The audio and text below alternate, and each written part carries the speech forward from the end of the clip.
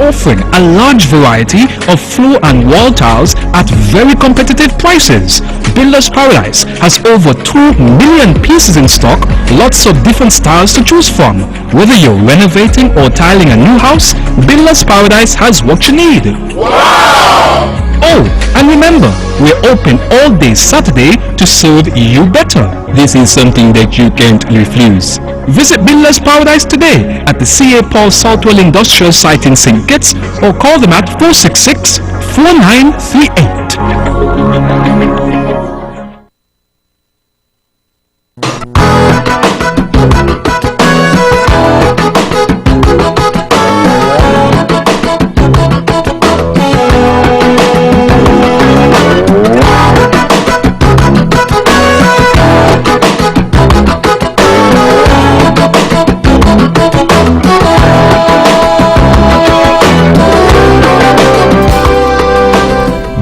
And welcome to another episode of Thought That Get Results. I'm Herbert, and as per usual, we're here every Tuesday evening with something that at least we think is of community interest and or of some concern. And if you think that you have something which fits into that category, you'd like to find out how you can be a part of the program, well, why don't you drop us a line, address it to a Let's Talk program in care of Vaughan Radio, PO Box 195, Charlestown in Nevis, or give us a call. Our numbers are 1-869-469-1616 and or 1700. And by the way, those will be the numbers you'll use to be a part of this evening's discussion. Thank you again for joining us, your voice in the community, Thought That Get Results. With regard to your participation in the show, we encourage you to call in on the numbers listed 1-869-469-1616 and or 1700. Here's a suggestion. You have a question or a comment, perhaps you can get a pencil, piece of paper, write it down so that you're well organized, and when you're getting on the show, you take as little time as possible so that we can accommodate as many of you as we can. We ask only, first of all, you respect yourselves and then respect others, because we will not accept anything that we deem is not within our broadcast standards, but we encourage you to always be forceful with your point. You can also follow our video stream, live video stream of this program on our Facebook page at Vaughan Radio and our YouTube channel Vaughan Radio. Click subscribe. Again, thank you all for joining us. Your voice in the community, Thought That Get Results. Tonight, Roger FYFIELD, good evening. Good evening, WEBBO. Good evening to my fellow panelists, NIAH. And good evening to all those who are listening and viewing via the various medias. WEBBO, I would like to say a special good evening to all those who are celebrating or would have celebrated in the past week. I would like to say a special happy belated birthday to our very own Melissa Martin Eminem, who celebrated just recently. I also want to say a special happy anniversary to Mr. and Mrs. Massa Quayle, aka Massa and Ursula. They are in Cook's Ground in Gingerland. They're celebrating their 36th wedding anniversary from all reports. Also want to say WEBBO, happy wedding anniversary to our panelists, Mr. Brand, Honorable Brand and Mrs. Brand. Hope they are having a wonderful time. They are celebrating today. WEBBO, to all those who might be celebrating whatever the achievement may be, happy birthday, happy anniversary to you, and hope that you are having a wonderful time. For those who are mourning, I would like to say, as per usual, we have to pray for each other. Let God be your rock, your pillar of comfort. He is the one that knows best when we are in pain and in difficulties. Webber, I am hoping, as per usual, that this program, persons would call in. Of course, it's an interactive program, so we are asking persons who are viewing and listening to call in with their contribution, ask questions, give suggestions. We can learn something from you, and of course, you can learn something from us. I'm looking forward, Webber, for a fruitful discussion as per usual. I want to thank you once again for Webber for inviting me tonight on tonight's program. Thank you very much. CONRAD, NIAH, LIBURD, good evening. Good evening, WEBBO, and a special good evening to your hard-working staff here at the Eastern Caribbean Powerhouse. To Mr. FYFIELD, my colleague, good evening. And to all in tune to this program by the various means, I want to say good evening, and I welcome you to be a part of this discussion. As we always say, it's your show, and of course we learn from the interaction with the public. Of course, we got no monopoly on information or knowledge, so your participation is always appreciated. And of course, it's another Tuesday night, coming to the end of a wonderful day here on island once again. And of course, like I always say, those who have been knocking at the door and it seems not to be opening, the saying that goes like this: when one door is closed, another is open. And for those who see themselves achieving higher levels of existence, higher levels of education, or whatever, higher levels of just being a better person, I suppose, don't bury your thoughts and put your dreams to reality. It's of course, these are words of great encouragement.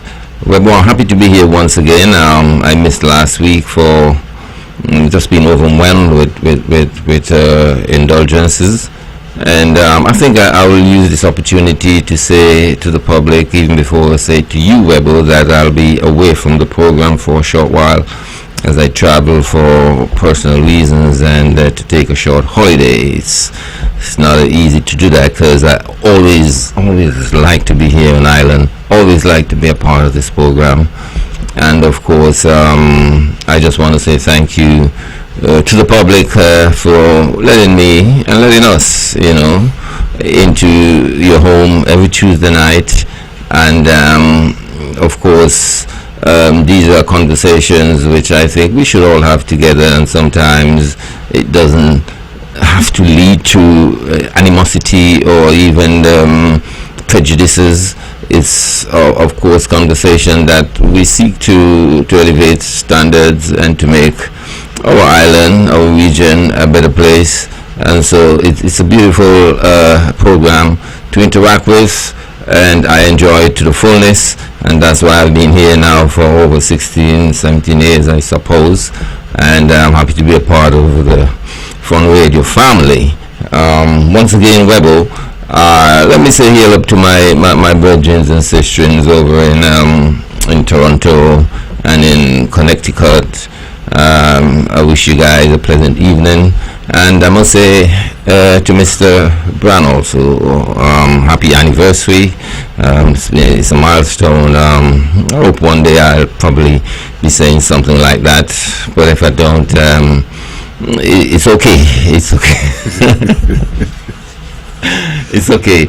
And so what a beautiful night it is, WEBBO, and I want to thank you so much for having me, not just tonight, but throughout the many years. And as I said to the public, I say to you now, I'll be on a short break from the program as I traveled for personal and other reasons. I thank you very much for having me, and I look forward to a hearty discussion this evening. Okay, so FYFIELD, you seemingly look like you're raring to go. What we got?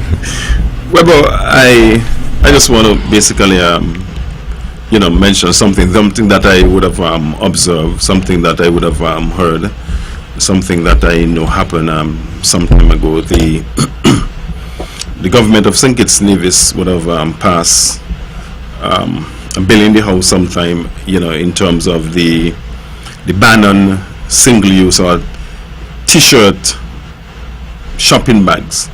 and this would have came into effect, the importation, that is, on the 31st of December 2024, and then the sale and the distribution would have come into effect,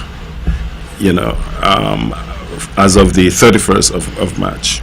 Well, before I go any further, I want to just say up front that I have no qualms with it. I have no problem with it. I understand why it was legislated. I understand that, plastic could take up to a number of hundreds of years to rot and stuff like that, and, without proper disposal of them, it could cause, harm, lots of harm, that is, especially if they go into the marine, into the ocean, turtles and other sea creatures, can choke on them after they eat them and stuff like that. But what, Mr. Herbert, what I realize is that, for some reason, there are so many persons that I would have spoken to that would have said that they have in their possession a number of the same t-shirt plastic bags. And I am wondering if at all, maybe the public can probably hear the views on this and, probably weigh in on it.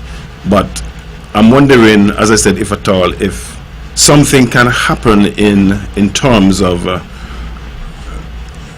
the single-use plastic bag, the distribution, and the sale of them. Because if we have them in our homes, let's say, and we can take them to the supermarkets to put our stuff in, we can put our garbage in them and dispose of them. Or if we have them in our homes and we are doing nothing with them, then what happens? We have them already. They're going to end up at the landfill, more than likely.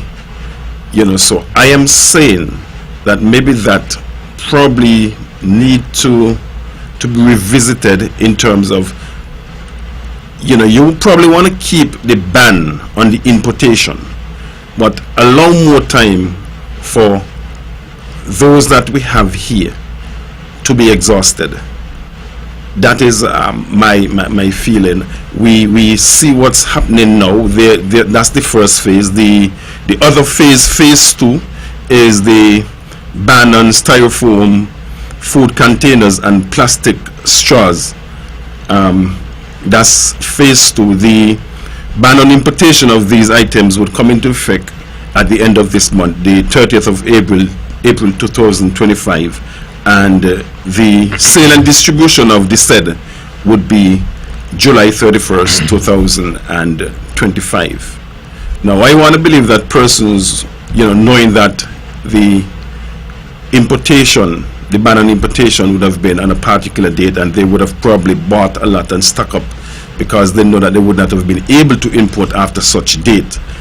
But here is it now that they are stuck, or we, as a people, are stuck with these single-use t-shirt bags. If you know FYFIELD, the ban is on only the importation and sale And distribution. And distribution, but not use.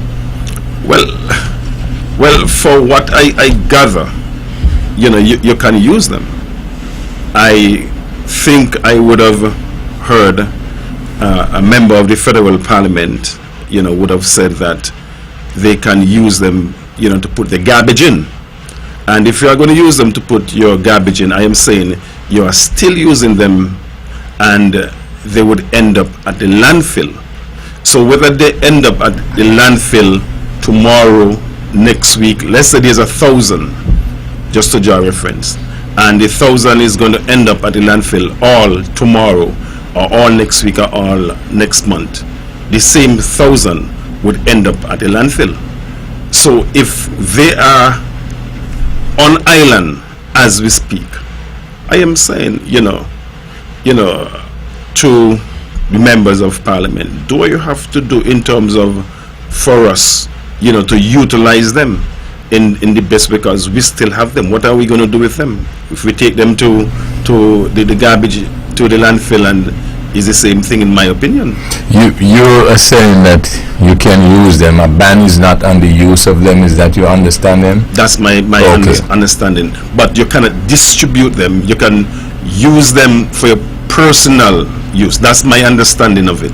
But you cannot distribute them. Like, for example, if you're running a small shop, you cannot distribute them. You cannot sell them. You know, some stores used to sell them, you know, for persons, you know, who do probably retail and stuff like that. They would buy, you know, to put whether their food products are. Okay. Do you know if the aim eventually is to be rid of all plastics, or there is a certain content in terms of makeup of that particular plastic? Well, it's been outlined, you know. I haven't heard or read anything in terms of, you know, for example, garbage bags. You know, most garbage bags, to the best of my knowledge, are plastic, are made from plastic. And for example, we are asked to use more paper and paper made. So let me just put it broadly: tree products, products from the tree, and hence I cannot recall seeing any garbage. I don't want to say container. Any garbage bags that are made from paper products, products of the tree. I would have seen, you know, a number of different types of garbage bags that are plastic, different sizes, different shapes. Some of them have some strings with handles, some don't have, and stuff like that. And we know when we dispose of certain things will have maybe some liquid left back in it, and if we're using paper, you know, that can, you know, easily burst. So I'm not 100% sure, but I have not read or heard of the non-use of those particular plastics, Mr. Herbert. What I would have read is the t-shirt shopping bags, that, as I said, the ban on importation would have been from the 31st of December 2024, and the sale and the distribution of such would have been on the 31st of March. And that's phase one. And phase two, as I said earlier, the ban on the importation of styrofoam containers and plastic straws, that's the 30th of this month, and of course the distribution and sale of such would be July 31st 2025. That's just about 3 months, basically 3 months after the importation. And the single-use plastic utensils, plastic cups and plastic plates, those would be banned. The importation of those would be on the 31st of August 2025, and the ban on the sale and the distribution of such would be on November 30th 2025. So the point that I really want to make, WEBBO, maybe as we realize, I don't know if someone probably need to do maybe an inventory, so to speak, after the ban on the importation of these particular items as they go in phases, and to see how much is already on island. And if there's a certain amount on island, maybe we need to revisit the date in terms of the distribution and sale of such, and probably extend it by maybe another month, another 2 months. For example, if we have maybe thousands of plastic straws and styrofoam containers and stuff like that, and the end date would have come for the distribution and sale of such, then what are we to do with them? As I said, they're going to end up in the landfill the same way, and they could be utilized, you know, just the same as before. Well, let me just start by saying it's one of the best things that have happened recently is the banning of those plastic bags. that you go to the supermarket. I think they themselves used to be so excessive. Buying one item, they give you 3 plastic bags, and and they are really pollution to the earth, and so I'm very happy. I was shocked the other night. I went to the supermarket and they tell me, they can't give me no bags, so I had to take the things in my hands and took them home, and when I got home, I found a plastic bag, and all of a sudden it became very important. The first time, serious, it became very important, because I said, well, I got 1 plastic bag left. I can't even use it for garbage, because use it for garbage, then it's gone.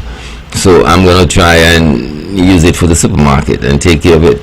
You see, the whole mindset change one time, and it helps in a big way, for the environment and other things. So that I've been asking about it for so long, because I used to be in Canada long time ago, and some small towns have been doing this thing for like years ago, and I was wondering what's the hold up here in the Caribbean.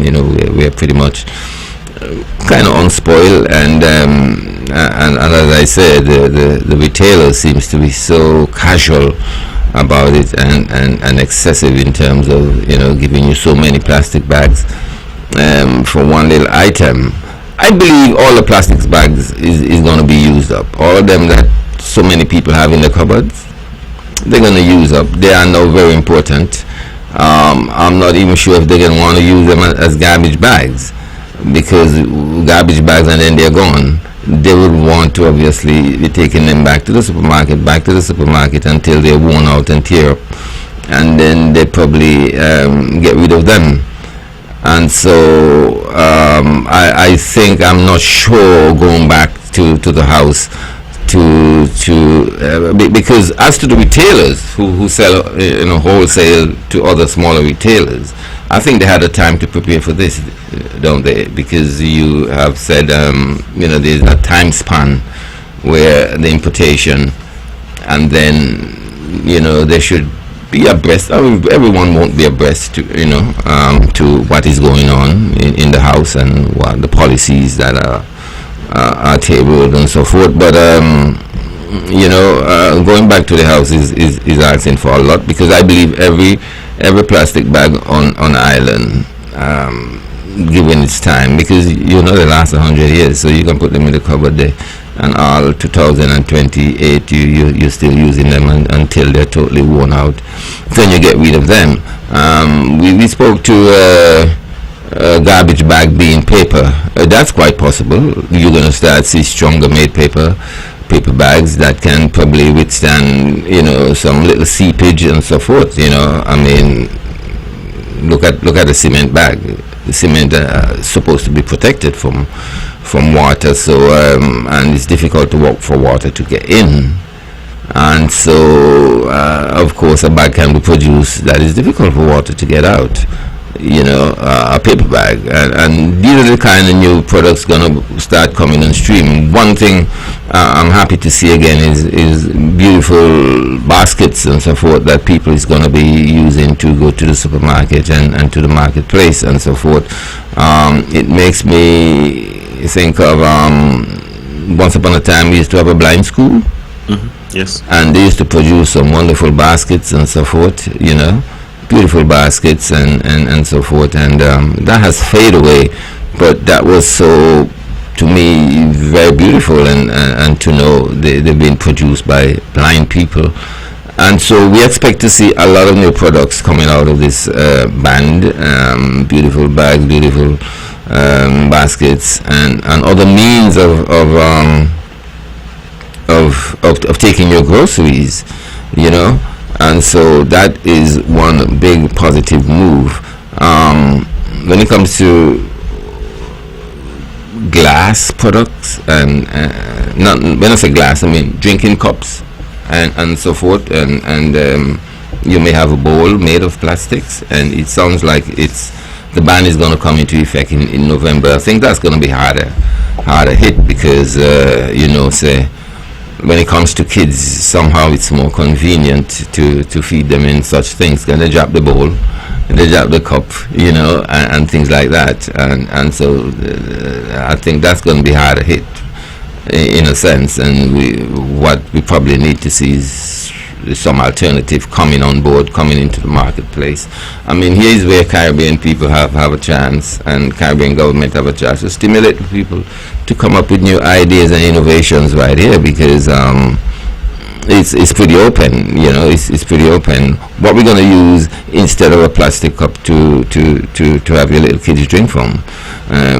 You're afraid to give them a glass cup, or even what we call China plate and these things that job break and they may get cut, bruises from them. And so it's a great time to stimulate thoughts and ideas and so forth. Anybody in thinking about that, Naya, two questions. One, is the objective in the end to get away from plastics totally? And if not so, well, what happens if the plastics usage escalates under other types of products?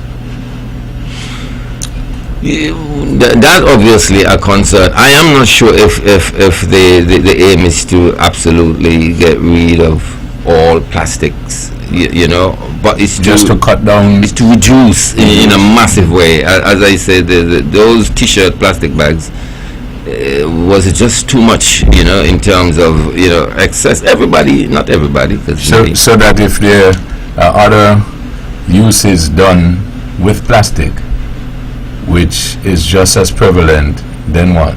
Well, just as prevalent, I'm not sure if it would be just as prevalent. Well, but you don't know, because before the T-shirt plastic ban, you didn't know that there's going to be such a prevalent use of plastic in that way, right? Anyway, the other question I have in reference to the plastic and the ban. What if, and you just made an interesting point about now people can innovate in terms of replacement for what? What if in the next decade we don't innovate to fill the void, and then a politician such as Raja, in order to ease that pressure or pain, go back to the plastic? Well, because policies, but you know how the world runs, WEBBO. If we don't get our products here in the Caribbean, China gonna do it for us. Okay. You know, it's gonna be done for us. I mean, in a minute. So that well, yeah. You know, I don't think Roger will lose his seat if we go back to that. WEBBO, when we look at the world and where we would have come from, the world is really a cycle. I can recall growing... Before you go to that point, let me accommodate this person perhaps on the earlier point. Good evening, thank you for holding. Good evening, Mr. Herbert. How are you, sir? I'm good, and you? Good evening to, very good. Good evening to your panelists. Good evening, sir. Hello? Good evening. Good evening, good evening. Okay, I'm listening to the program, and again, very interesting program, good topic. Roger, thank you for bringing that up. Question though, for me who spent so many years in hospitality, I am very concerned because I hope they don't do the hard plastic will have to be looked at very seriously. And the reason why I'm saying that, let's look at the pools that we have in those hotels. I mean, Four Seasons, let me just take it from Four Seasons, Montpellier, Golden Rock, Hermitage, all of them.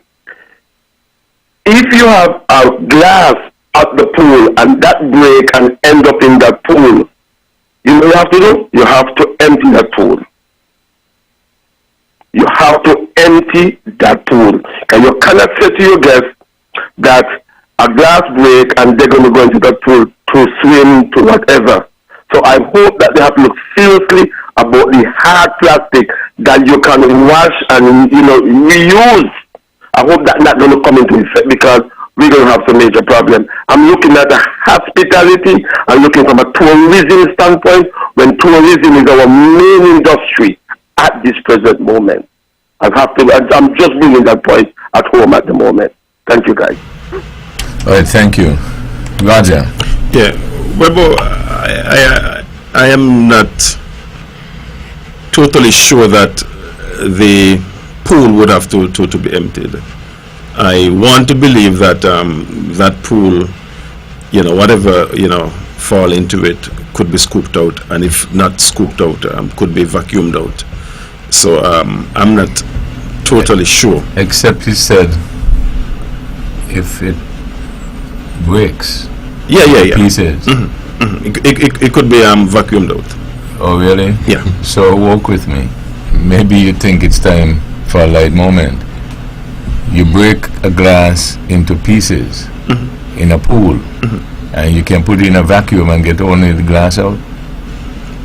There's how pools are set up, WEBBO. Walk with me. Sure. You break a glass into pieces and it fall in the pool. Now I'm not doubting it, I'm just asking. And you can put in a vacuum and get only the glass out. No, what will happen, WEBBO? I'll have to explain the process. Okay, do that. For you to understand. Pools are run on filters. There are different types of filters. Deep powder filter, cartridge filter, sun filters. Those are the three main types of filters. How the pool is set up, you have a suction. The suction would take water from the pool into the filter. The water would be filtrated, of course, by the filter, and it would go back to the pool, via return, or what we call jets. What would happen when you vacuum? There are suctions on each pool to suck the water, of course, to get it to the filter. You have what we call the main drain or the skimmers, and normally you would vacuum via the skimmer. So there's a hose that's be attached to a vacuum head, and a telescopic pole will be attached to the vacuum head. So you do not have to go in the water. You can stay on the pool deck and push it around and vacuum. Now, if sand is in the pool, it would suck water, it would suck the sand, it would suck the glass or whatever debris is on the bottom. And then what would happen, the bigger pieces, let's say leaves are on the bottom, or even small, big enough pebbles, they would chop in the pump basket, and the finer particles now would chop in the filter. And then over time, after the filter pressure reached to a certain psi, then you would have to, if it's a sand filter or DE powder filter, you would backwash it. You would backwash it and then rinse it to clean it. If it's a DE powder filter, you would of course have to add back the powder to the filter. If it's a cartridge filter, you have to take it down and you have to hose it down to wash it to clean it. And then all the debris, the sand, the whatever fine particles, including the glass, would be washed away in cleaning such. And okay, so you do all that, but the water remains. Yes. Okay. Well, interesting. Yeah.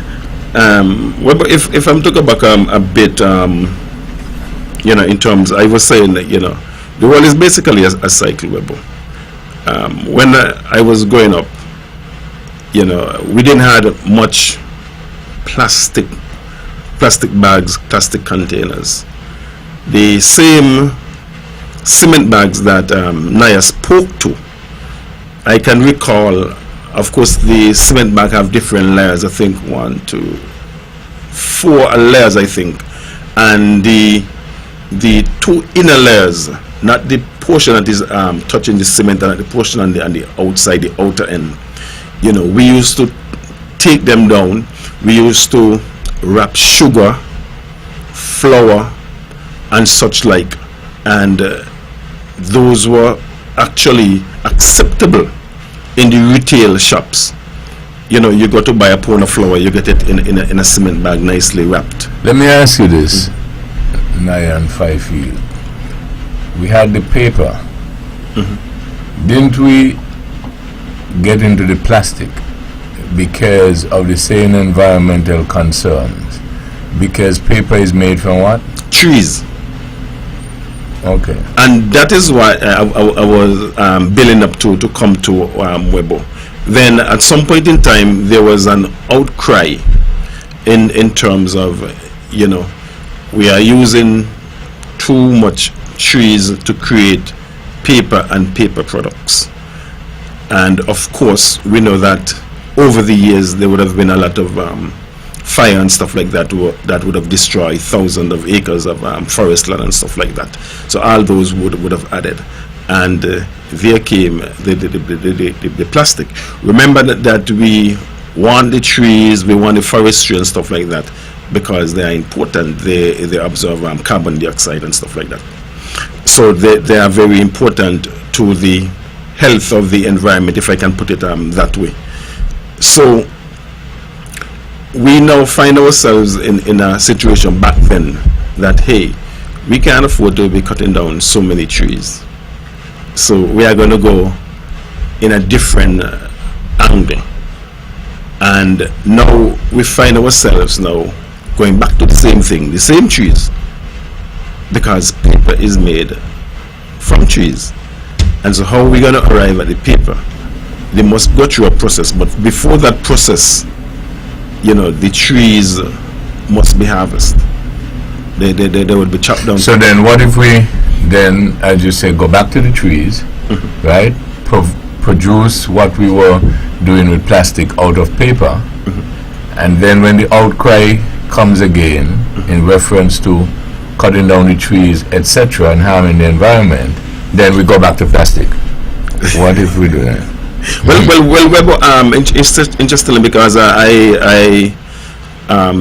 are some type of plastic bags that they are making now. I think I have it on my phone, and they are saying this bag is degradable and eco-friendly, contains recycled resin, and these are now in Nevis.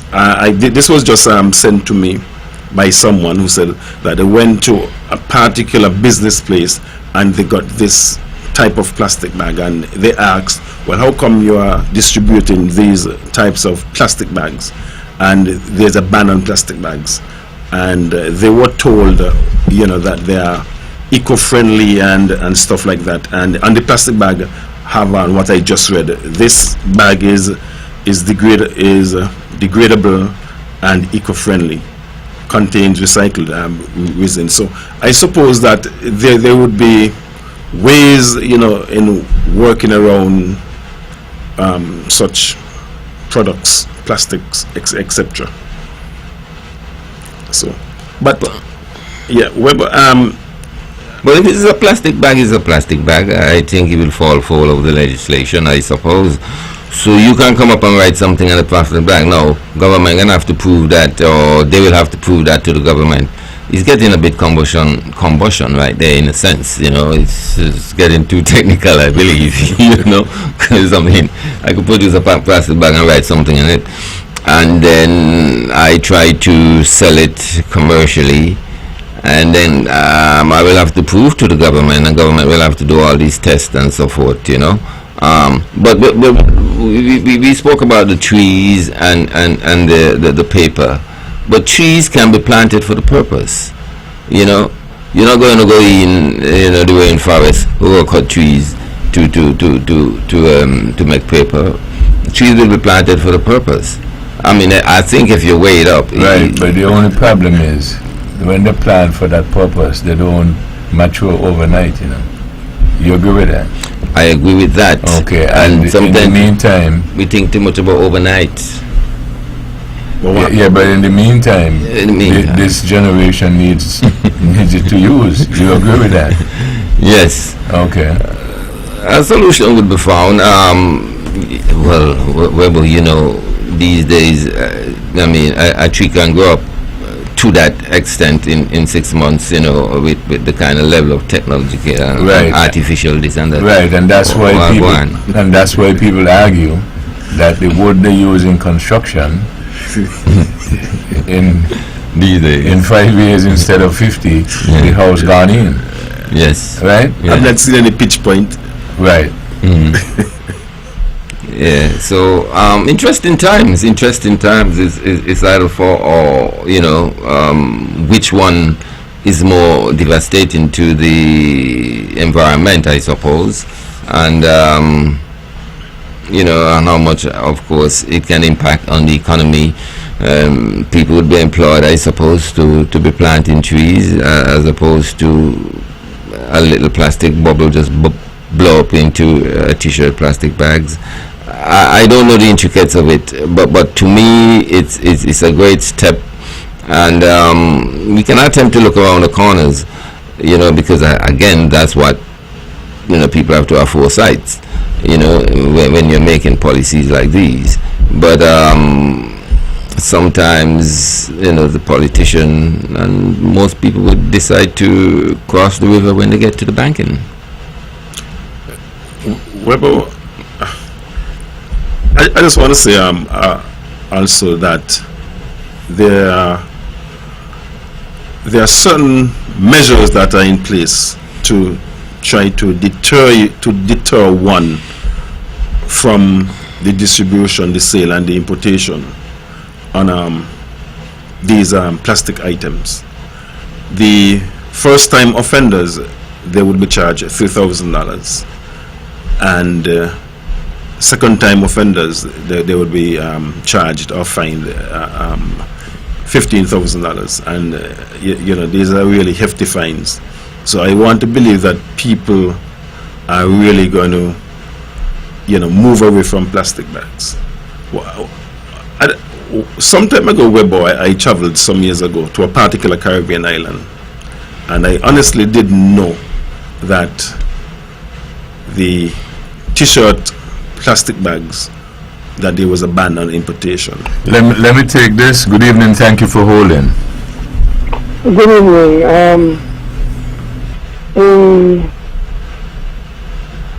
In adding to your conversation about the plastic, I don't know if I'm too far behind, but I just tuned in. Instead of using the paper, I think they're now using a lot of cloth bags. So we won't have to worry about too much trees being destroyed. So because they're using cloth. Which is made from what? They're from cotton, of course. From what? Cotton, cloth. Oh, okay. Yeah, so the idea about the too many trees, or the trees, you know, just to strengthen the point that we don't necessarily need paper because we are moving away from the plastic. You can use cloth.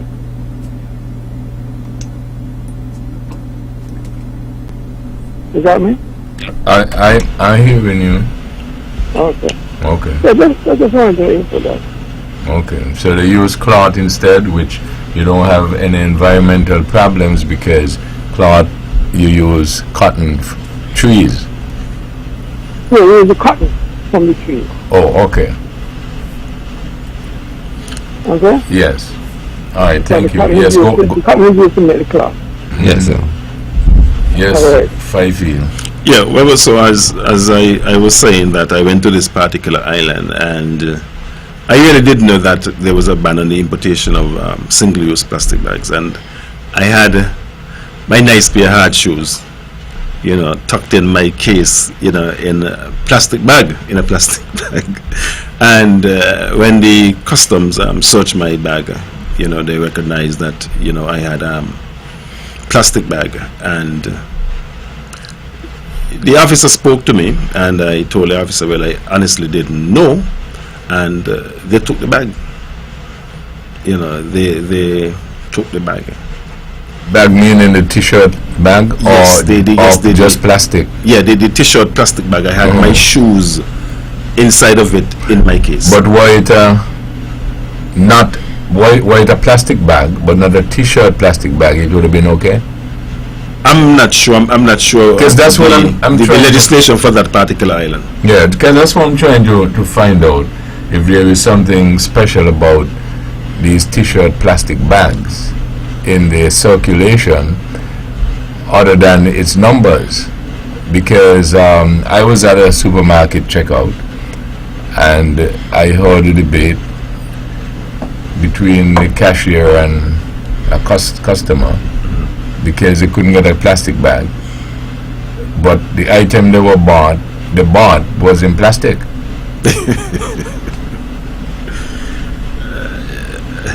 So that's why I asked earlier if anyone knew whether or not we're headed towards a total plastic ban. Well, listen, Webber, it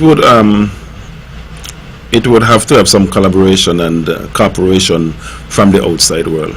The reason I'm saying that, we import much of our food and other things from the outside world, outside St. Kitts Nevis. And let's take leg quarters, for example. Leg quarters, they come in a cardboard box, and sometimes they are in what we call 10-pound plastics, and normally they are 4. So we understand how much chicken is consumed here in St. Kitts Nevis, and I am saying that we do not have we don't produce enough chicken to sustain us in St. Kitts Nevis. So this is why I say we would need cooperation, and we need to collaborate with the outside world. But the answer to that is simple, then just produce the chicken. But this is what I'm saying. We are producing chicken, but it is not sufficient. We are not self-reliant, in terms of the amount of chicken we consume on a weekly. But you become self-reliant because they've been planning to do a broiler industry, correct? So I've heard. Right, and that way they're heading towards being self-sufficient. So that might be the global answer, to be self-sufficient in everything, and maybe you don't end up getting tariffs. Well, Nothing is wrong with that. That must be and should be encouraged, to be self-sufficient. If we have a problem with the chicken coming in plastic and we don't want no plastic here, then we grow our own chicken. You do your own broiler and so forth. I mean, things are pointing towards that. Apart from the tariff war, the whole global restriction and travels and trade and boat passing through this Panama Canal and up by the Houthis, we had the pandemic the other day, and things are pointing towards regions must be willing to having that great propensity to become self-sufficient, and nothing is wrong with that. Right, except to put the fact that we were self-sufficient once and self-reliant, and then we thought it was costing too much because we can depend on somebody else and get it at a better price, correct? Mm-hmm. Yes. And so you improved trade and expanded it and stuff like that. So it's just a cycle, right? It is. It is, but it would always come down to that too. Can we get it at a better price? Sometimes quality doesn't even be considered in that much. It's about price, because the masses are the poor people, and the masses got the numbers, and so it's about price. So no matter if you grow your chicken here, if you can get one from China, it's cheaper. But you can be eating Chinese chicken. We spoke about chicken, but there are so many other things that we import that comes in plastic. Oh yeah. I mean, if we're going to look at rice, for example, I believe that most people in St. Kitts Nevis eat rice. Well, I'm a lover of rice. But remember also, again, as I said, it's a cycle. Because remember that we used to eat rice, which came in bags. Yes. And then when you bought them at the supermarket, you got it in bags. You agree with that? Yes. Okay, so is a matter of going back again a cycle, because when you do that, as Naya just indicated, you may find that, but to get it back in the plastic might be cheaper. So the price is king. Price is king. And that's the whole thing, WEBBO. We have to know what we want and what we have to forego to accomplish our goals. When we speak to producing on the local market, sometimes our product that we produce here, that we grow here, are far more nutritious, of a better value in every way. But it's a little more expensive. Stuff that we import might be produced, in bulk, in mass, and every now and then you would find something slip through the crack. I mean, sometimes you go to the supermarkets, for example, and you buy a case of chicken legs or wings, and when you reach home and you see what you recognize what you would have bought, sometimes you really want to cry. You see sometimes the chicken, they are dead, but as we would say locally, they're dead. They are red, they are like filled with blood, and you just so you mean sometimes you buy in the supermarket and they're dead, but when you buy here from the broiler and so they're not dead. I would just speak it how we speak locally in local parlance. Yeah. So that particular words, those utterances that I use would have been in inverted commas. Okay. I think the legislation is more geared towards disposable plastic bags, things that are easily disposable, made of plastic. Because there's no way at all we can be thinking about getting rid of plastic. But that's what I was wondering, if it was an action to reduce, basically, and you did it by that method or that avenue. So that's what I was wondering, if the intention was really that, rather than to rid of plastics. And that's why I say, when it comes to plastic cups and bowls, I think that different consideration would have to come into play right there, because... but I think FYFIELD indicated that's on the chopping block too. Yes, sir. Okay. Yes, sir. Yes, sir.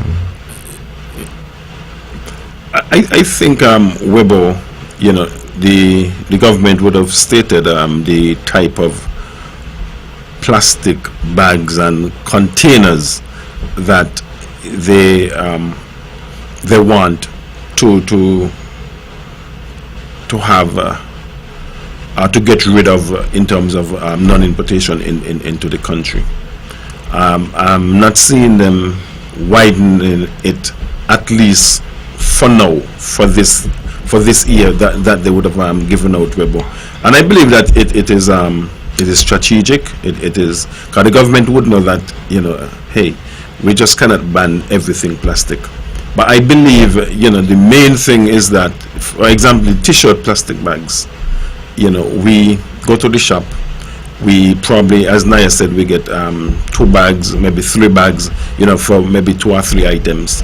And then what we do, as soon as we reach home, we take them from the bags, we put them in the shelf, and we dispose of the bags. And I believe that is one of the reasons the government has say, hey, we can do better. We can do better. We can use something that is more durable, something that is reusable, something that we can use over and over, maybe 10 times, 20 times, 100 times over, and it would have the same effect in that it would take your groceries from the store to your house, and you will be able to use it. If it is dirty, you can wash it. You will not just dispose of it. And I believe that, as I said from the onset, WEBBO, I don't have any qualms at all with the legislation in terms of the banning of the importation of these single-use T-shirt plastic bags. All I was saying, and I'm still saying, that we probably need to revisit it, and even before phase 2 comes, and maybe some sort of inventory or something should be done to find out how much of these particular items we have, and if there's a real need to expand the distribution and the sale of these items, because if they are in the island already, they are in, and they are going to be disposed of some way, some form. What if somebody argues you gotta stop somewhere? Because when they were discussing the legislation, didn't they had a grace period? Well, but this is what I'm saying, Bebo. Extend the grace period? No. What I'm saying, I'm not saying to extend on the importation. So if we have 1,000 bags, T-shirt plastic bags on an island, there should not be any more importation of those. Are you talking about retailers? Are you talking about retailers having them in their possession, or households? Whether household, I was told, Webbo, by an individual that they get 2 cases of plastic bags from a particular supermarket. And so I am saying, whereas now the supermarket cannot sell them, the supermarket cannot dispose of them, I am saying, if we as the householders, we have them in our possessions, we can take them to the same supermarket, put our groceries in, we can use them to put our garbage in. What I'm saying, what happens to the end is that they are going to be disposed of, and more than likely they are going to be disposed of at our landfills, whether this week, tomorrow, next 2 weeks, next 6 months, they are going to be disposed of. Right, so your argument is what? Seeing that the 1,000 bags are here already, right? They may need maybe another month or 2 for them, because remember, when we get them from the grocery, we are from the grocery store, and we bring our groceries home, we take them out the bag and we put them in the garbage. So I'm saying that they are going to be utilized the same way, or very similar way. Right. So what are you saying? Put them back in the supermarket so they could give you? No, I'm not saying to put them back in the supermarket, because they have allowed you to use them, correct? Mm-hmm. Until they expire, correct? Mm-hmm. Okay. So what are you asking in terms of changing that? What I'm saying, I'm not saying for the single-use plastic bags in the WEBBO. I'm saying that there is a phase 2 and a phase 3 coming up. Right. So I am saying that we need to look and learn from this first phase and recognize that there were so many single T-shirt plastic bags in the country that the 3 months period that they had for them basically for us basically to get rid of them, all of them, so they reach the landfill. That hasn't happened. But here's the problem I think that you run into.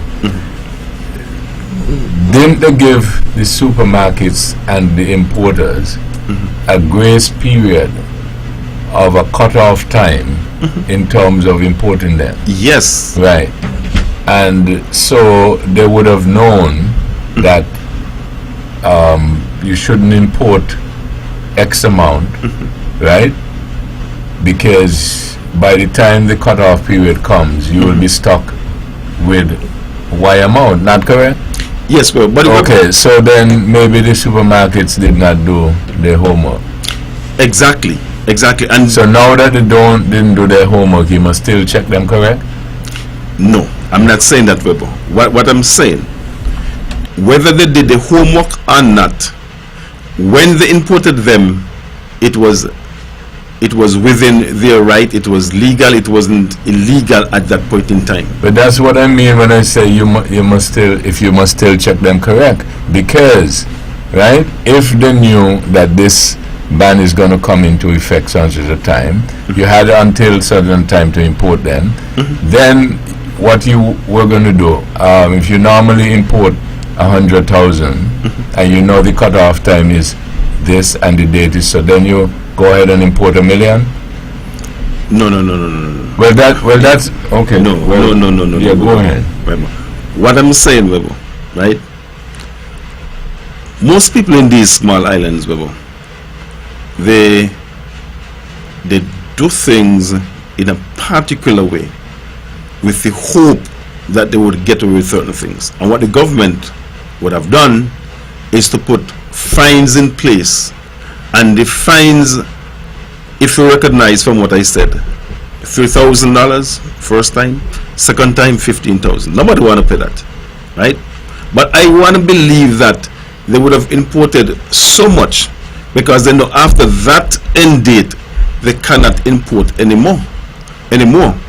So now they would be thinking that, hey, I have them. But what I'm saying also, Webbo, what I would have done is that I don't know how it would have been policed or who would have policed it, but they did what they had to do to their detriment.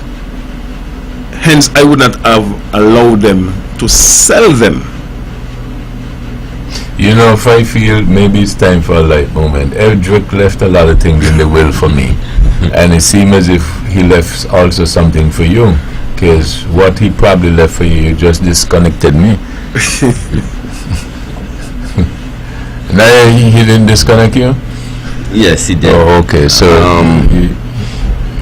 but there wasn't no 3 months period to get rid of nothing. You can have your plastic bags home for 6 or 8 months and taking them to the shop and taking them back home and so forth.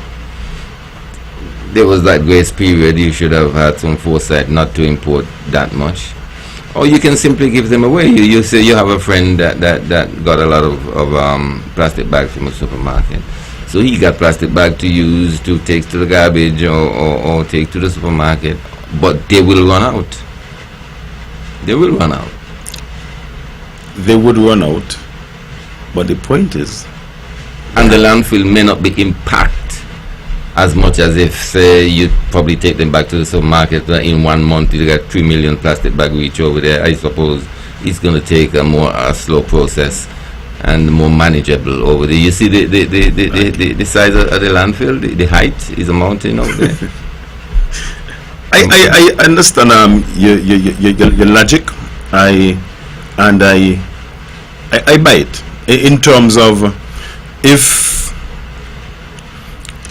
the supermarket probably distribute them, they would probably distribute 100 in a day, and then the 100 would probably go to the garbage, to the landfill the next day.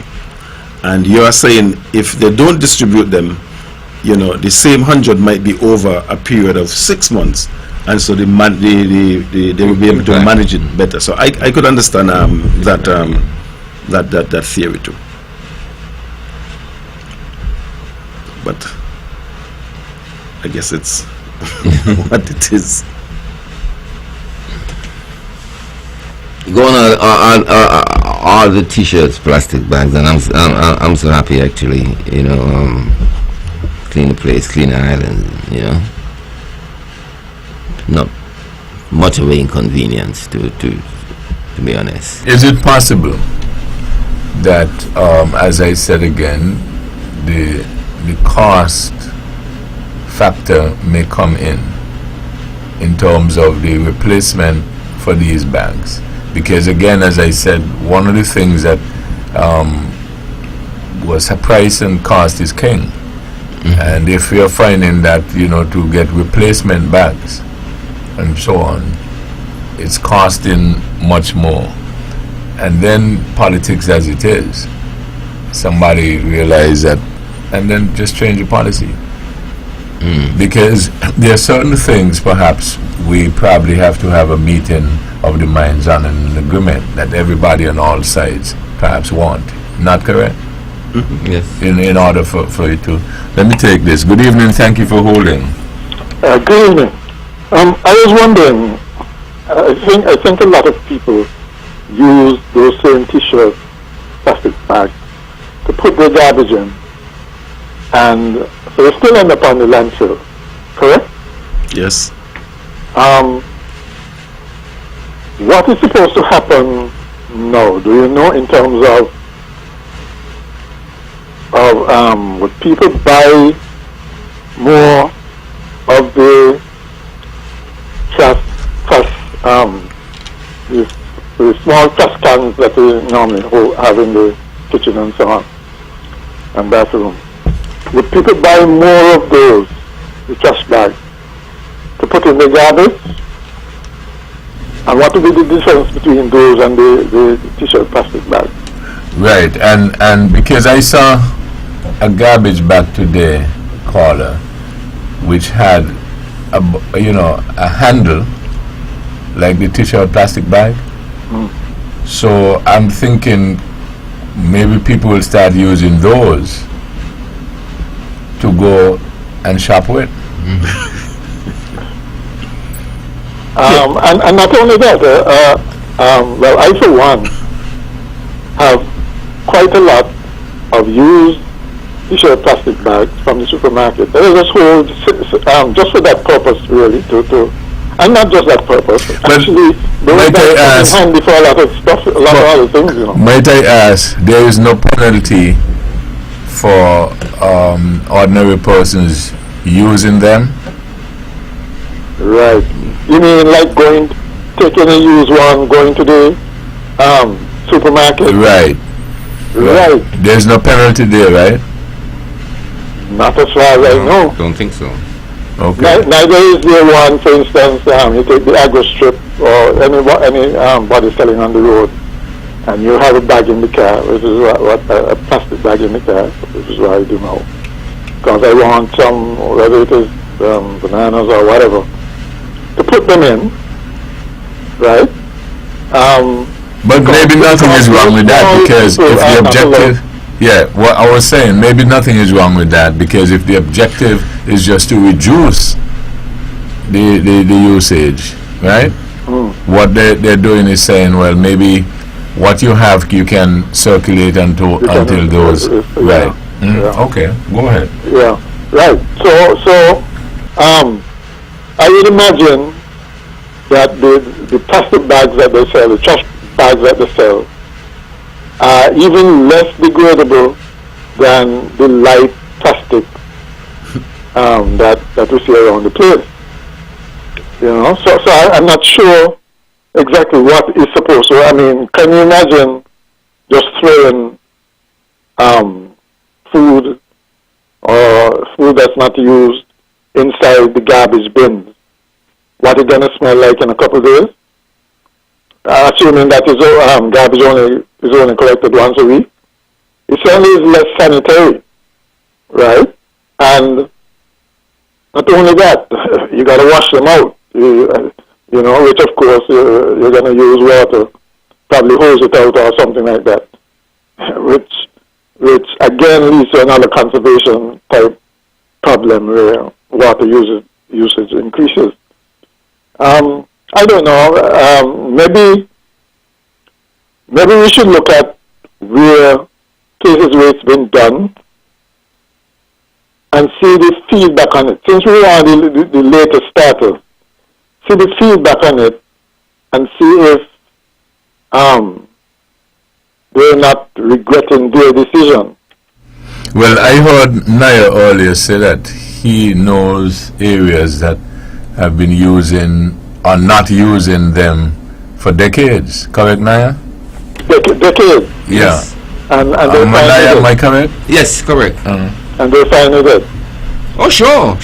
Okay. There's some small towns in Canada, yeah. A friend come here and she never ever go to the supermarket. She has a basket, go to the supermarket, you never go away without a bag.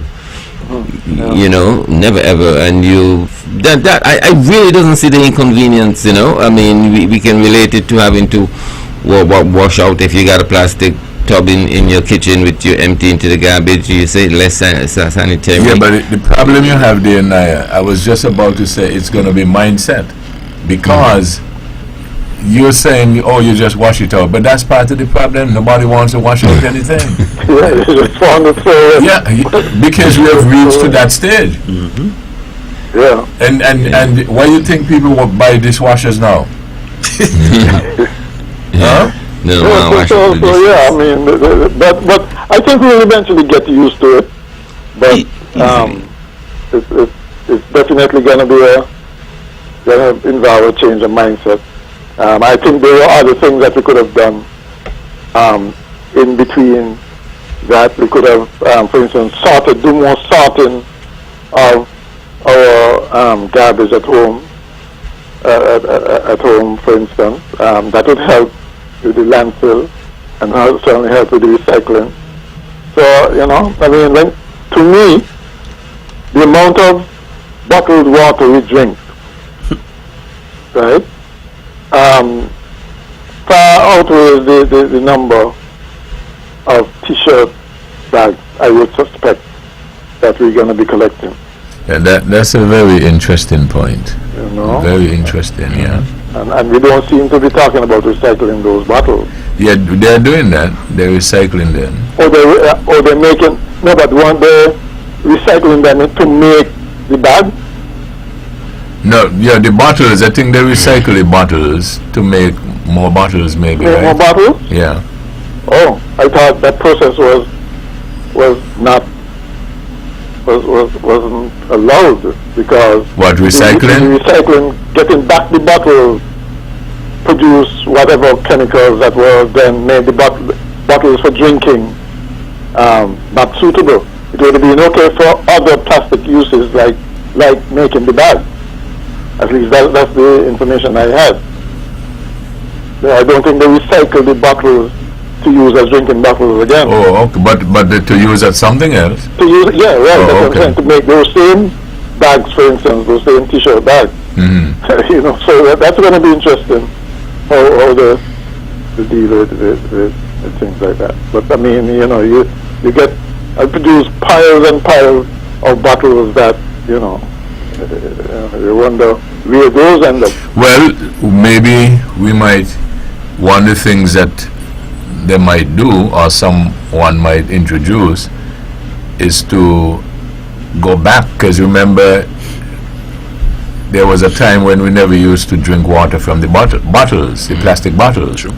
Right. Right? So maybe they might see a need to ban those plastic bottles. I think they But what could substitute for a plastic bottle? but Usual before drinks that we get in what I could tell you, go back to what you used to do, because before they were plastic bottles, they were glass bottles that you used to have drinks in. Huh? That's what we're going to say, calabash. Well, yeah, but you see, if you go to using too many calabashes, then you have to cut down the tree. Or you will rob the tree of it. Anyway. Yeah, but I mean, the food containers, that is going to be a problem. Because I don't see, up to now, I noticed some people brought in those cardboard boxes. Just like what you, let's say, sell Kentucky and so on in. Mm-hmm.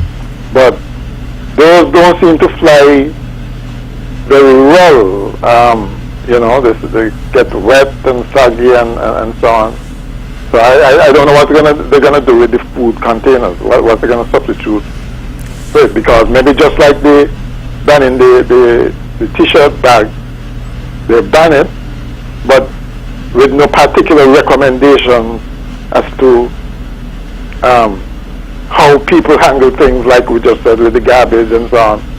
And similarly with the food, they might ban it and say, well, it's just banned. You come up with something innovative, be inventive and come up with something on how you're going to serve your food and how you're going to store it and that kind of thing. Because that's the challenge we are having, not only with these plastics, with the alternate energy and stuff like that. Because the climate change and all that, and talking about the wind energy and solar and so on, that's been going on for a while. Yeah, right. And then the question will be, well, how long will you take to make these necessary changes? And then you still have to deal with the thinking of the generation or the persons at the time. Yeah, well.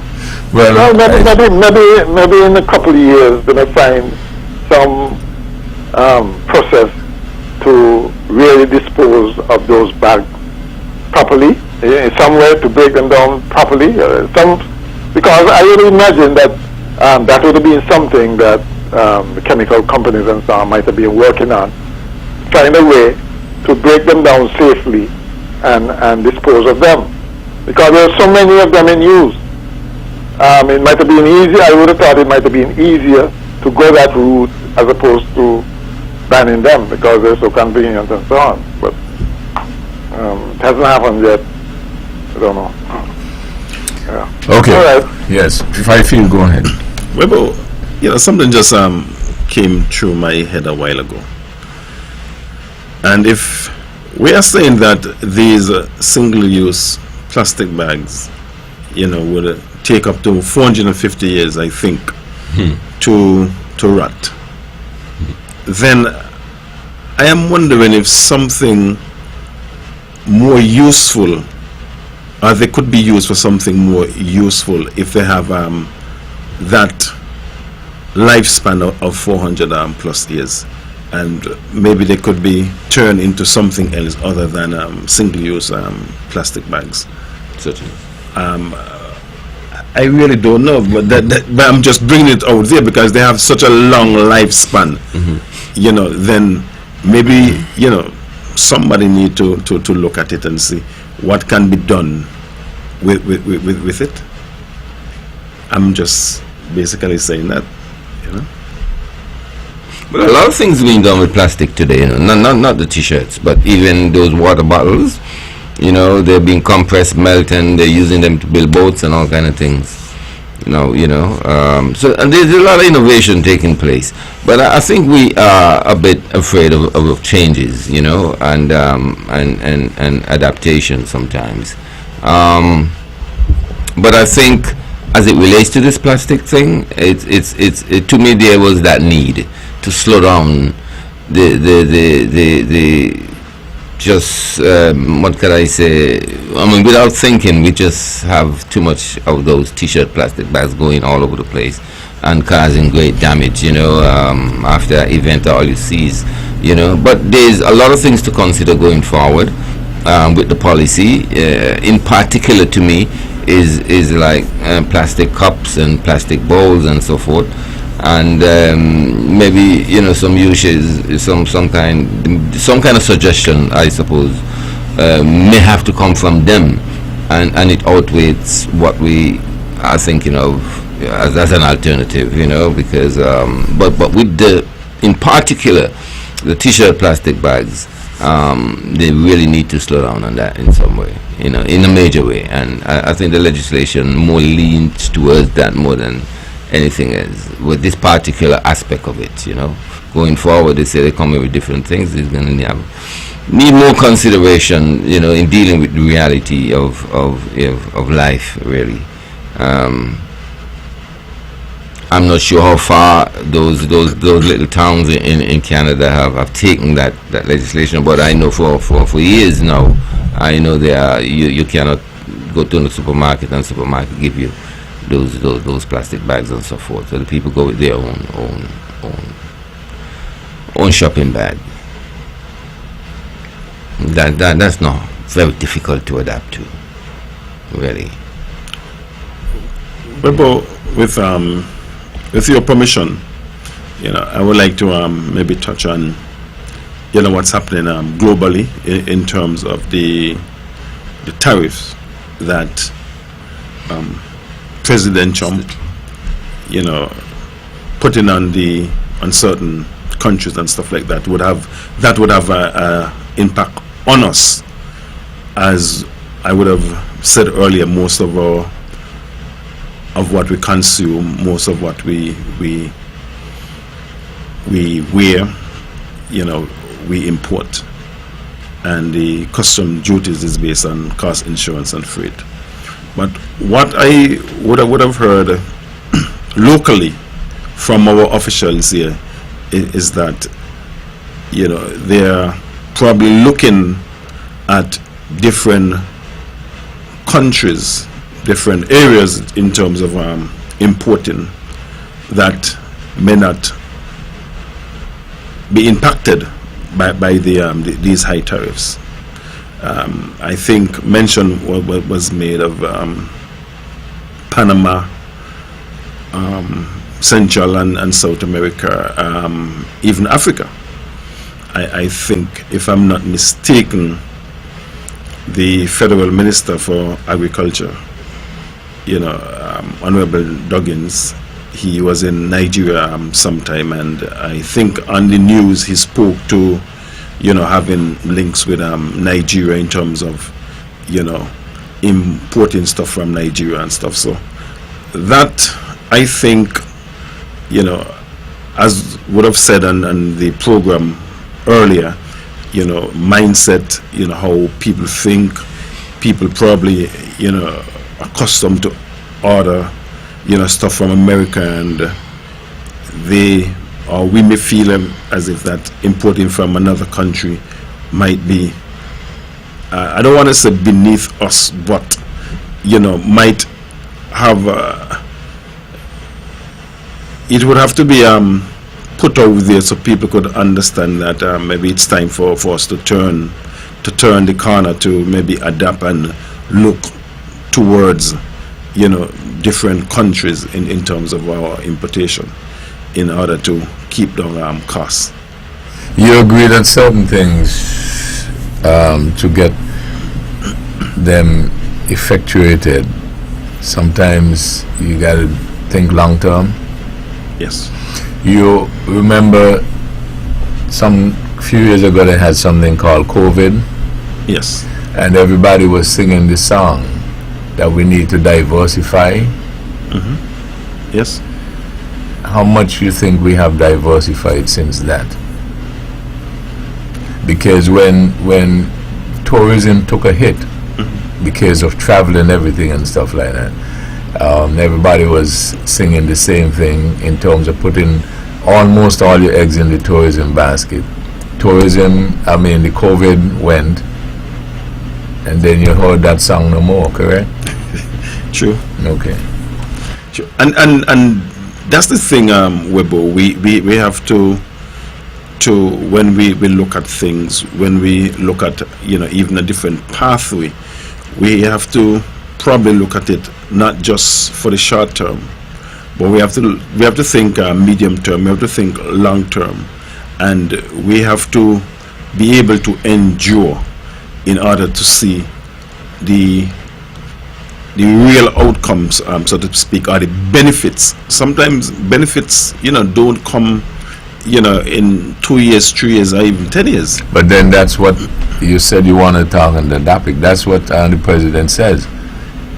You will see the benefits of what he's doing down the road, so you have to now take the pain. But who would see the benefit? That's the question. Would we in the Caribbean see the benefit? But now I'm just asking. He's speaking about whatever policies he has in place. Mm-hmm. The benefits of it will be down the road. The hurt of it is now. Mm-hmm. So it includes the Caribbean, the Americas, or whoever in the world. That's what you're saying. But anyway, I wanted to make this point as you to put this in as you brought up the topic. I don't know how many people have been wondering or questioning, or how many people know that the stock market changes and the falls and the dips. Mm-hmm. I was discussing it with some folks today, and I don't know many people know how it can affect the islands. You remember the last meltdown? I think it was in 2008. Mm-hmm. Some of the institutions here didn't do so well, because I don't know how many people know that a lot of our banking and financial institutions, etc., they do put a lot of funds in those markets. Mm-hmm. And so when those markets do well, you who have invested in these institutions, you do well. And so when you take a hit, we also, that's how it can affect us. So I just wanted to make that interjection so that folks, can think about it. Go ahead. Yeah, but when the market goes down, WEBBO, probably it's maybe a good time to invest. You know, you have to probably, I guess maybe like a good gambler, you try to predict when it's going to rebound and stuff like that, and know when to buy, when to sell and stuff like that. So like every other thing, you know, that is the nature of the stock market. At some point in time it would go down, it would rebound, and that I think it went down. Today is what, Tuesday? I think might have been yesterday. I'm not sure if he would have. Yeah, it's been going down for the past few days. Okay, I think it probably went down, you know, a whole lot lower yesterday, from what I read. But you know, it's yes. But you were making the point that in terms of the cost to the ordinary consumer ordering things. Yes, but what I'm saying, WEBBO, if these tariffs are levied on imports from China into the US, and we order from Shein and Temu, if I pronounce it properly, and stuff that you know, originate from China and coming through the American through America, then America would let's use a dollar figure. You know, America would add $20. So you'd recognize if the item was for $10, now it costs you $30. When you reach to our shows now, you would be charged based on $30, well, plus the insurance and the freight. What if, to add to your scenario that you're putting through, let me put something in it.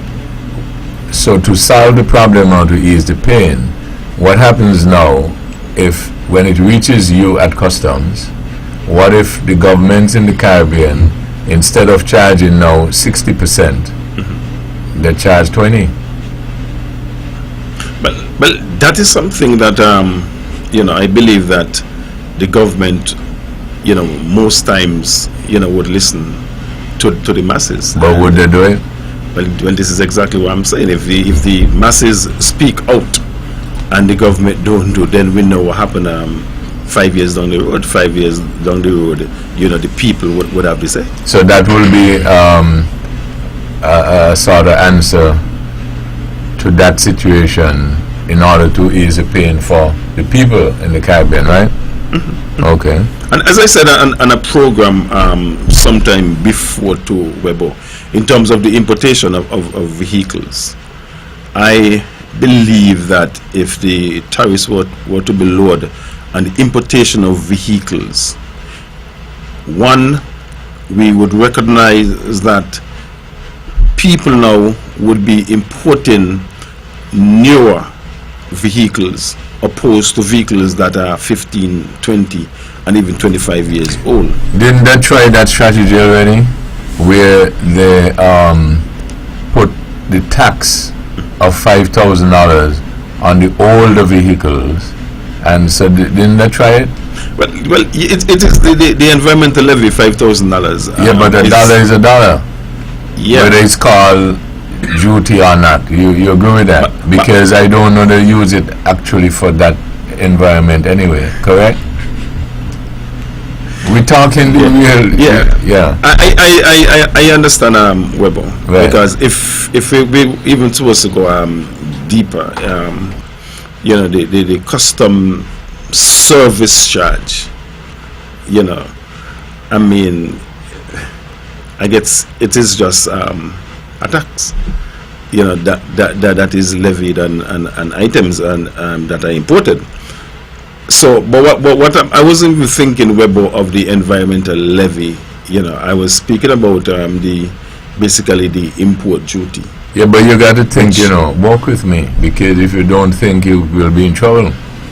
So because this is a light moment, but I had a fellow who told me he doesn't think. So I don't want you to end up in that category at all, right? Yeah, I'm listening. Well, go ahead. Yeah, I was saying, WEBBO, for instance, instead of 45%, we could maybe look at even 30% on the import duty. Or maybe 15. Let me take this. Good evening. Thank you for holding. Good evening, Weber. Good evening to your panelists. Good evening. I've been listening, but I was making some little rounds, you know what I mean? Trying to get myself together. In relation, so go back to the plastics. Are you aware of Royal Plastics of Canada?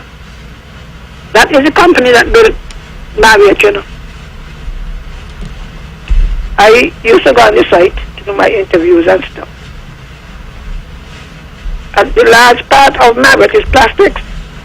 The columns are plastic that they fill with concrete. Are you aware of that? No. Hello? No. Yeah. A lot of Marriott is plastics. Okay. There was, in fact, to put them a set of houses in Antigua, I think 100. They make furniture with the plastics. Yes. So I don't get a problem with the black plastics. They've been termed with the petroleum or whatever. But that is what the things are used for. A lot of the plastic things are recycled material. And as I said, for housing, every time you go to the Marriott, you're looking at a large proportion of the construction was plastic. Now the environmental levy is supposed to be revenue for the landfill. It was not really designed for the government consolidated account. But as usual, for years they were not getting it. So you find that the solid waste management was always in some kind of hole. For years, Mr. Big Rogers has been already talking about it. Even the one from the ship that's supposed to go to the landfill never reach. Now it's kind of difficult to ask the government to reduce the customs duty. If you look at the structure of the government's revenue, the largest proportion of that revenue comes from customs duties. Are you aware of it? Carla, can I say something? What I'm saying, if you and somebody might say you're taking from you're giving in one and you're taking back from the other, but what I'm saying, if you reduce that, knowing that the large proportion of the revenue that is collected by government is at the borders. I am saying that what you can probably do is to add to the wheel tax. Maybe you want to put on a $50 and licensing. Maybe you probably want to charge an extra $10 and to take out a permit, a driver's permit. Maybe. Are you aware that the government does not collect all of the wheel tax? A proportion go to the police. Government. Huh? It's government. Are you aware of it? It's government. It goes to the for them to use it as they want. But if you have a direct thing, with the problem is trying to get enough revenue, to manage. You have a situation now where the government source of revenue has fallen. So to me, it will be a kind of self-defeating. But it's a good idea, right? Carla, how do we balance it in terms, if we're speaking about the environment and we're speaking about the emission of these older vehicles that are 20 and 25 years old, and if we are saying that they are harmful, so this is what we have to do. We have to kind of balance it. It may mean that we would lose some revenue, but the revenue that we are foregoing, would it worth the while in terms of reducing the emissions that we are allowing, by the importation of these older cars? But I'm saying, if we reduce the import duty, persons now here in St. Kitts and Nevis would be buying new cars, which is said that Well, cars are cheap out there. Yeah, And this is what I'm saying. Over time, difference in the price. over time, The population that they buy the cars, they're young people. right? But what I'm saying, over time, if we were to do that, over time, then you could probably have a ban on certain vehicles once they are particular age, if they're over 10 years, for example. Then you say don't bring them in. Right, right, because they are more harmful to the environment. But of course, you wouldn't do that, tomorrow. You would educate us, the public, and of course over time. Excuse me, I thought that was passed before that you could not bring in a vehicle over a certain age, In St. Kitts Nevis, I know in certain Caribbean islands, but I think in St. Kitts too. Oh, in St. Kitts. I think that is why they put on the $5,000 on the used car, because by sometime a month or two after they come in, they park up. But the $5,000 is on vehicles that are 4 years and older. The $5,000 was designed for the statutory body that is called solid waste. I understand that, but Is that St. Nevis? To the best of my knowledge, there are no restrictions on the importation of vehicles over a particular age, to the best of my knowledge. But look at it. Let's look at it another way. It's a good idea what you're saying, but if you look at the buyers, the present group of buyers are young people who don't have much income. But when we look at it again, Carla, go ahead. When we look at it, if we have an amount of monies, we have $50,000 to spend on a vehicle, that would include the buying of the vehicle, shipping of the vehicle, clearing customs, and possible licensing issue, right? So what I am saying, if out of that $50,000, you have $20,000 set aside for customs. Solid waste. For customs, I'm speaking the duties and the taxes overall, right? Then if the import duty and possibly the same environmental levy is lowered, right? Then you would recognize now for customs, you may, out of that $20,000 initially, you may just have to pay, let's say $12,000, right? That's a dream. No, just follow me, right?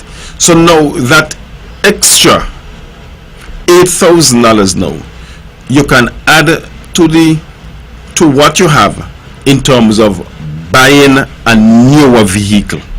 Let me ask another question. How close are the present prices of a new vehicle to a used one? I didn't say a new vehicle, a newer vehicle. A newer? A newer vehicle, because 5 years or less?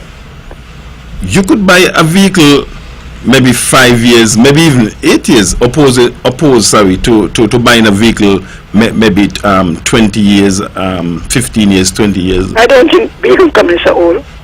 What? 20 years. Huh? Okay. Well, anyway, but all I am saying, you see what Barbados is doing? Instead of real tax, they put a tax on the gas. Are you aware of it?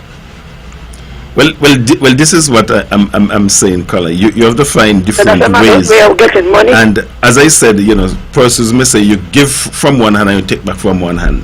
Yeah, but at least sure, once you buy a vehicle, you must buy gas to run it. Mm-hmm, of course.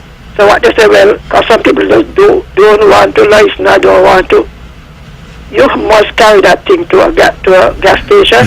I'm not so sure about that, Where they're going to get the fuel from? Electricity. Well, I understand that some people have a vehicle but they don't drive it. You don't have to drive it once. They know you have a vehicle, it will work, Yeah, that's what is going on in Barbados now. Yeah, they have the vehicle but they don't drive it. Drive it or not? So what? How long is it going to park up? I guess it's How long will it park up? Remember, if it's not licensed, you have to pay the license fees by the time you got to park up. But I said, well, look, you're running for wheel tax. The commission said wheel tax will go with the road. Well, now gas tax will go with government revenue. Okay. All right then. Okay, thank you. But think about Marriott. When you think about the use of plastics. Yes. Okay. All right then. Okay. Naya. I don't see government reducing no custom duty to facilitate or make it easier for the public, because we buy from America, and because Donald Trump got this tariff war going on, things now in America is very expensive. So that's a very special kind of government, you know. For them to be doing that, really. But you know what is happening today is a total reorganization of almost like global trade. Countries are coming together, excluding America, and working their things out. And that's probably why Donald Trump said his gesture is probably painful now, but in the long run it would be better, not just for America but the world. You know, now you're talking about, we're thinking about South and Central America. I mean, even in terms of medical, I mean, that's the destination now as opposed to going to America. You know, a lot of people find themselves going to South and Central America to deal with medical circumstances. And so I think we have come totally comfortable with what was going on for so long, and I think Donald Trump is on that kind of thinking as well. You know, I mean, many places has tariff against American goods. Let me take this. Good evening. Thank you for holding. Yes. I don't see our government reducing taxes to facilitate or to compensate for whatever increases of prices that are going to come from overseas. Not for things like cars and so on anyway. Because right now, I think we're going to be in a period of belt tightening until things settle down with the world economy and this tariff argument. Because really and truly, you know, what has happened here is that President Trump has turned the rules-based systems of trade on its head in one swoop. You know, it's not just going to affect the United States and China. It's a worldwide thing. And nobody, I think, can predict what is going to happen, what's going to be the fallout from this. That is why we have the stock market in so much turmoil. We don't know what is going to be the final outcome of this, and neither do we.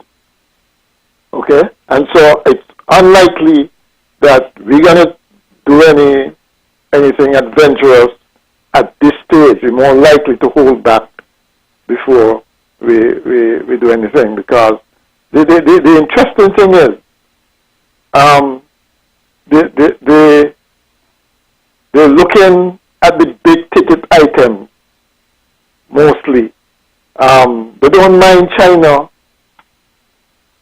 sending them sneakers, right? But as soon as they go to the big ticket items, electric cars, AI technologies and those things, chips, you know, they sit up and take notice, because that is where apparently the future lies. Okay? And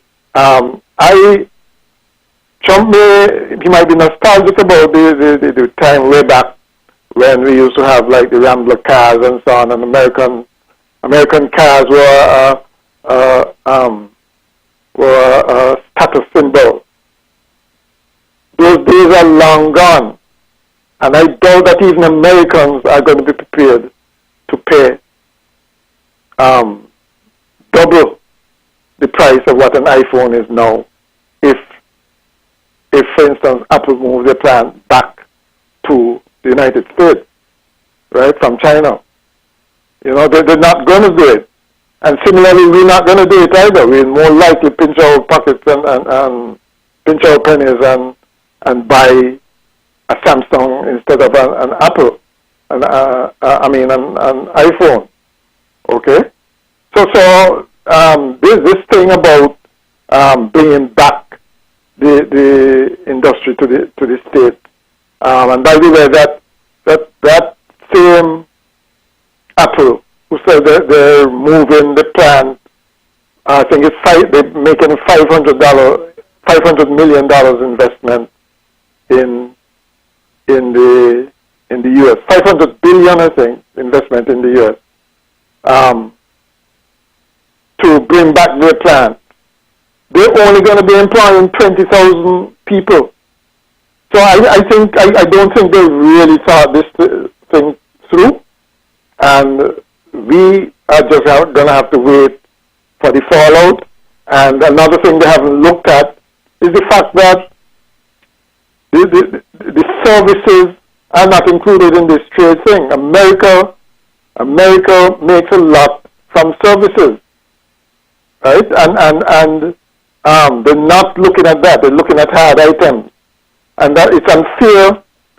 And no amount of data that we produce could convince somebody like Trump that the old system of trading and the WTO rules and all those things benefited America. I don't know how he explains the fact that America is by far the richest country in the world, even as he claims that the world has been taking advantage of the United States. You know, you can't have it both ways, right? And so I don't know what's gonna eventually happen, but for us down here, even us down here, as long as we still have tourism to pay for the things that we need to keep our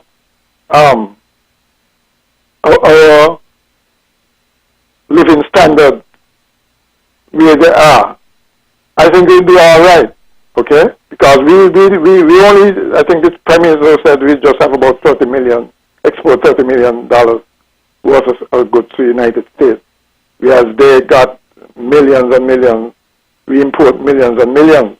But it doesn't look at the fact that we get back money from our tourism, right, to pay for these things. But as it is right now, they want to turn everything on their head, and nobody knows where the fallout is going to be. Okay. All right. Okay. Naya, go ahead. WEBBO, if I may, just before Naya, with your permission. Yeah, sure, go ahead. Yeah. WEBBO, I think that the caller misunderstood me. I just wanted to clear up exactly what I was saying. WEBBO, what I was saying, had nothing to do with the tariffs that Trump is placing on the different countries of the world.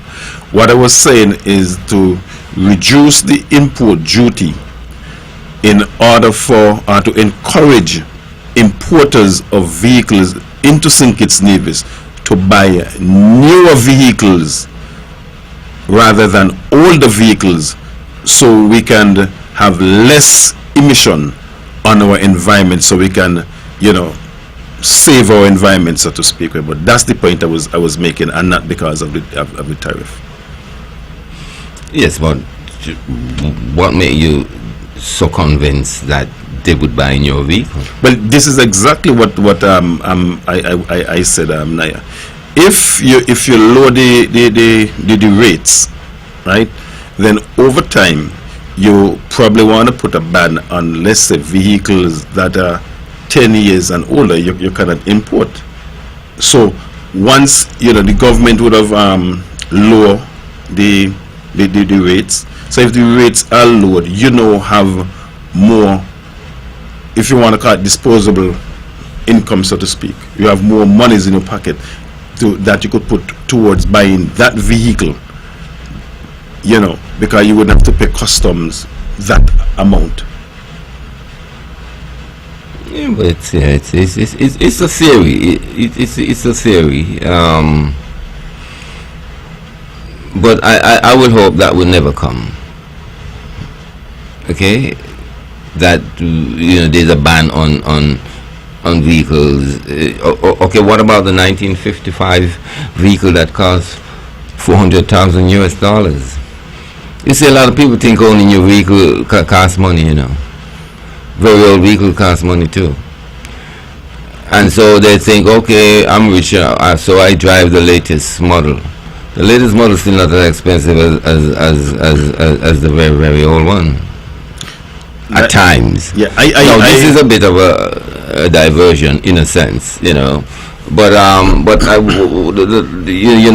hope that they won't come in a sense, because sometimes they make policy according to how they feel, and they know not the reality sometimes of how much the people can afford what they want. So you might think they lower the import duty in an effort that we may see people buying more new cars.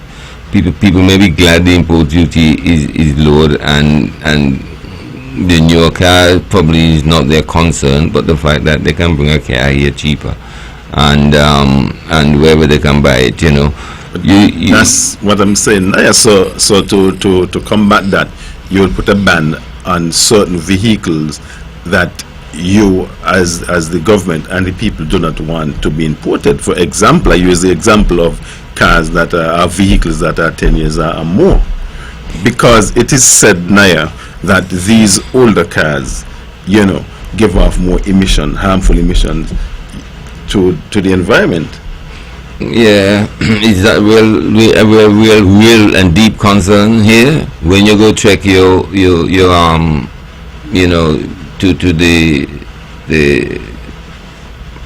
to pass the test before you be registered, they don't check for emission and all them thing there. But emission here in Nevis is just a talk. The $5,000 everybody know was put on because one government official decided to start selling new cars. I want everybody to buy cars. Good evening, thank you for holding. Yes, just to add to what the last caller said. The life of a vehicle, most of them is 7 years, Then they are written off. Are you aware of it? That's a capital loss. So why bring in vehicles that are way past the useful in terms of financial value of the vehicle? Think about that. The bank not going to give you 10 years to not going to lend you money to buy now. Yeah, but your own car.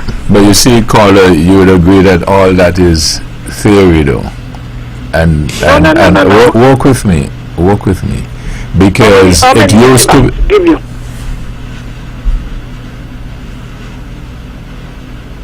How many years does the bank give you to get a loan to buy a vehicle? And you want to talking about, eh? Does anybody there know? No. You see, that is what I was going to tell you, but you won't let me tell you. I was saying that it used to be, the bank used to give you a certain amount of time to, pay off a vehicle, for instance. And then, with the explosion of the used vehicles, they changed that. They now give you, some of the financial institutions anyway, give you loans to buy the used vehicles. So those things are not set in stone. They adjusted according to consumer use and demand. Because also the value of the thing has gone to zero. A lot of what to buy their capital gain for the seller, Yeah, but they're written off. Yeah, what I'm saying is, whereas the bank, when you had a vehicle that was, let's say, 10 years old, the bank never used to give you any monies to buy that because it's old, it's written out. But what I'm saying is they have adjusted that. And so things, right, that we're talking about. It depends on who is there. They can adjust them. Sure. And that's what they do all the time. You have work with me. Think You about have the risks, right? If the government really want to do something, then some of these custom duties, because one time I was trying to get one and I went to a dealer, and the man told me it's 82%. 82%, you know, For what? on the sale value. So you're talking about the old car. When you come in, the price almost double. And then the bank itself, some of them are very stiff. So we have to look at all the areas that begin to operate when we think about the age of the car. Because to me, to bring in an old car, even before you finish paying for the vehicle, it was zero, it gone to zero. How do you deal with that? What if someone were to tell you they brought in an old car and 10 years later it's still serving them? It's still zero on the books. But that's what I'm saying. You know, you could talk about books as much as you want and things, but what does the practicality of it say? True. It's And you are work with me, having a and higher that is why in some Caribbean islands we are like that, because sometimes we're too bright. All we do You is have just to be right to be right. and that's the problem. We're too right? So as a fella had a song, maybe I'll drop it tomorrow morning, right? That's why he work with me. The songs are too bright. Right. So I'll drop it tomorrow morning for those who don't. For Sylvie and Henry. No, well, for everybody who. Yeah, but think about it seriously.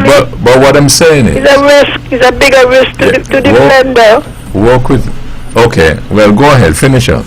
No, I'm saying it's a bigger risk to the lender to extend these loans beyond the life cycle or whatever of the vehicle. Okay. All right. Thank you. Right.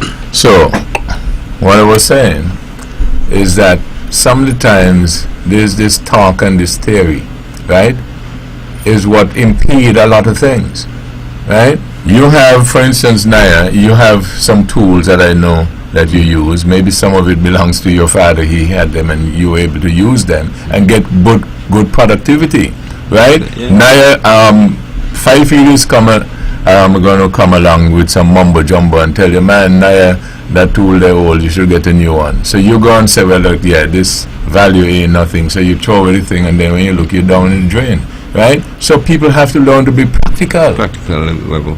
They have to learn to be practical, and that is why, again, let me make a note so that for that song tomorrow, right? You got too much bright people fooling people, right? And people are not looking at the reality of things, and then we wonder why we fail. So who's got the last word?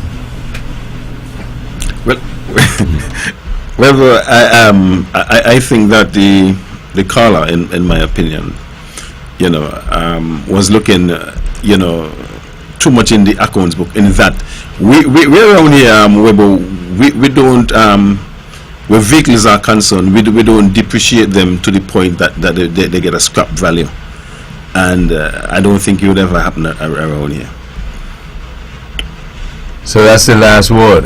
This program repeats tomorrow at 10 o'clock following the VON News Minute. Join the Honorable Mark Brantley tomorrow evening at 8 o'clock for On the Mark. Thank you all again for joining us. This is your voice in the community, thought that get results. You all have a wonderful evening.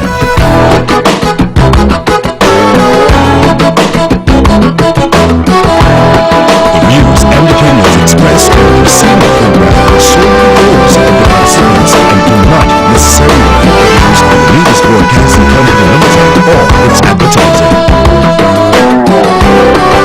With all the power from the tower, this is the powerhouse of the Eastern Caribbean, VON Radio, from the Federation.